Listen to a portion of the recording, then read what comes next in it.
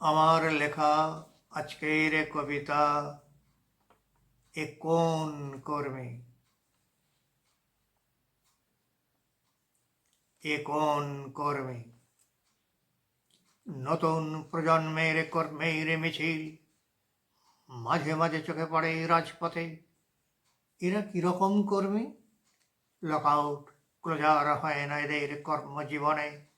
ধর্মঘট অজানা, সুসজ্জিত বাস, চোখে পঞ্চবান, কারাবেনি জালবদ্ধ, কারাবেনি দোল খায়, কামনার সলতে উস্কে দেয়।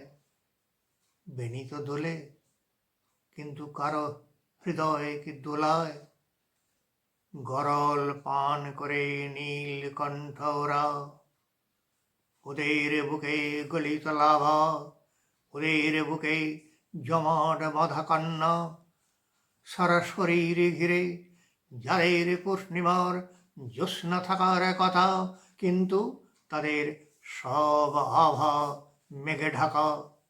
সংসার সীমান্তে ওরা বাস করে, সমাজের সম্মান থেকে অনেক দূরে। তবুও সমাজে যখন নেমে আসে ভাঙন, যুদ্ধের কালামেঘ ধেয়ে আসে, চারিদিকে রাত্রির অন্ধকার, গৃহযুদ্ধ, স্বাধীনতার সূর্য উঁকি মারে আকাশে।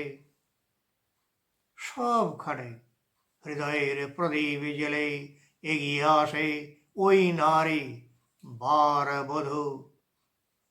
নীরবে কাজ করে যায় যুদ্ধ শেষে, গোলা ভরে ফসল তুলি আমরা, তারপর ভুলে যাই। ইতিহাসের পাতায় ওরা মুখ ঢেকে কাঁদে, এ কান্না কজন শুনতে পায়? ওরা বার বধূ, একা কারো বধূ হতে পারে না। ওরা লুণ্ঠিতা, শুধুই দাসী। ওরা ভ্রাত্য আমাদের সমাজে, কিন্তু যারা আমাদের সমাজে প্রতিষ্ঠিত বাবু সম্প্রদায়, কামনার পেয়ালা পূর্ণ করবার জন্য ওদের কাছে পৌঁছে যায়, তারা তো কেউ ভ্রাত্য নয় আমাদের সমাজে। কই, এ প্রশ্ন কখনো কেউ কি করে? কেন এমন হবে? বঞ্চনার কিনারে দাঁড়িয়ে ওরা আজ মিছিল করে, কণ্ঠে ওদের জীবন জয়ের গান। স্বীকৃতি চায় কর্মী হিসাবে, অনিশ্চয়তার অন্ধকারে চায় এক টুকরো নিরাপত্তার আলো।